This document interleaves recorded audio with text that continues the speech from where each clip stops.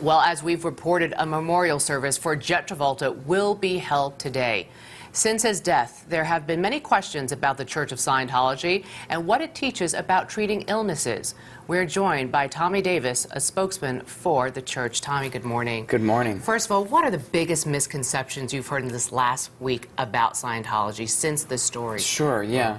I think really the biggest is really the thing you have to understand is Scientologists, like many people, like anybody, we go to doctors. If somebody's sick, some sort of physical ailment, we go to the doctor, you get a prescription, whatever the course of treatment that would be recommended by a doctor, you're going to do that. And, it's very important. It's not, it's actually something that's mandatory from the church's viewpoint. Someone has some sort of physical difficulty or problem, something's happening with them, they're ill, go to a doctor, get it checked out, find out what's going on. If it involves a prescription or whatever treatment the doctor recommends, they're going to do that. What about psychiatric drugs? Well, there's a difference. We're talking about a medical condition. When you have a medical condition and there's something happening with the body, there's some sort of illness going on, that's what... But people think, a medical condition can be a chemical imbalance, take antidepressants, but Scientology doesn't think that's a medical condition?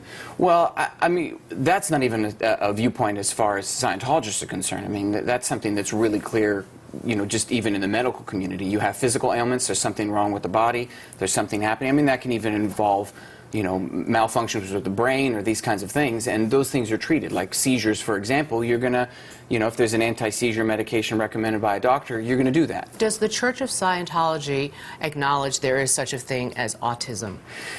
To the degree you have a medical condition, like there's something going on, like seizures or some sort of physical problem that's happening with the body, that's going to get treated by a doctor. But the church doesn't involve itself in diagnosing or classifying medical conditions. It's just not, as a church, we deal with the spirit. And, in terms of bodies and the handling of physical problems, that's something, for the medical community. But will you acknowledge that autism does exist in the world? Not so much, I'm not saying you'll diagnose it. Sure. But is there such a thing as autism in this world of Scientology?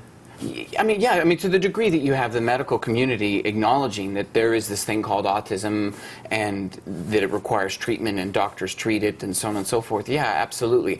I think I would go the other way from it. There's this misconception or this thing that I've certainly seen that the church doesn't, quote unquote, recognize autism. It's just not true. It's not. We don't recognize or not recognize anything. We're a church, and if you're dealing with medical conditions, that's doctors. Doctors do that. We tell Scientologists, you have something going on physically, you have to go to a doctor. You have to get that properly treated. Explain to me what the Church of Scientology believes will happen to Jet now, and what the belief is with his spirit, what happens to him, all that. Yeah. Well, I think that the best way to understand that is in Scientology, you, the individual, are an immortal spiritual being. In other words, immortal or immortal. So like I living live forever. Yeah. Okay. Spiritual being. Well, it's like you don't have a soul or a spirit. You are an immortal spiritual being. That is who you are. So you've lived before, you'll live again. The concept of past lives, and it's really in the older. Asian sense in terms of that, in terms of Buddhism or Hinduism. Yeah, different from reincarnation because that gets into, what you're going to come back as. It's really a much simpler process. You inhabit a body, but you aren't your body. So as a spiritual being, you're gonna come back in a new body. You've had lives before, you'll have lives in the future. Okay, so you believe Jet will come back.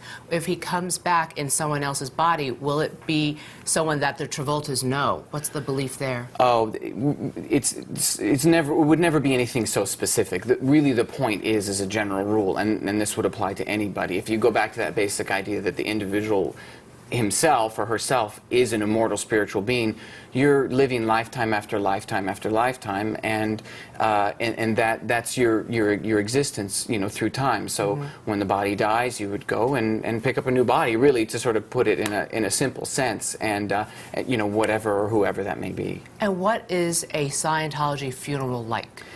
It's pretty conventional in terms of what most people would be familiar with a funeral. You have a minister, an ordained Scientology minister that would conduct, the service, and often family or friends will talk and about the person who's passed away. You could have a eulogy, these kinds of things. Will you see a lot of people grieving and crying, or does that defeat the purpose of what you believe in, that they're not really dead? Well, Here's the thing. I mean, you know, whenever anyone experiences a loss, I mean, it's a huge emotional loss for anyone to be gone, and to the degree, I mean, of course there's solace in the concept that the person themselves and who they are as a person that you know is never gone, and so to that degree, in a Scientology funeral service, it's really a celebration of the person's life and acknowledging them for the life lived and wishing them well in their next. So it's really a celebration of their life. But I mean, but crying would of course. I mean, anyone's going to grieve with that kind of loss, and anyone would. You know. And finally, have you talked to the Travoltas, and how are they doing?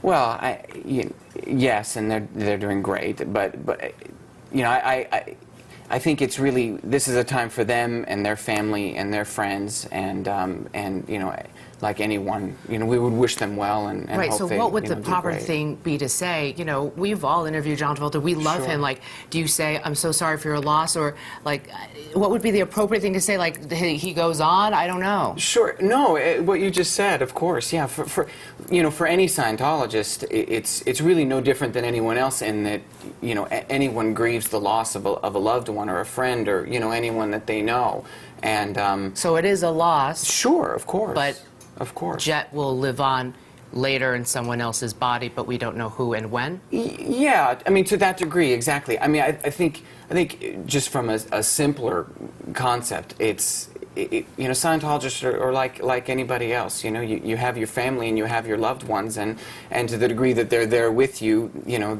that's a wonderful thing. And when they're gone and they're not around anymore, you know, that's a loss.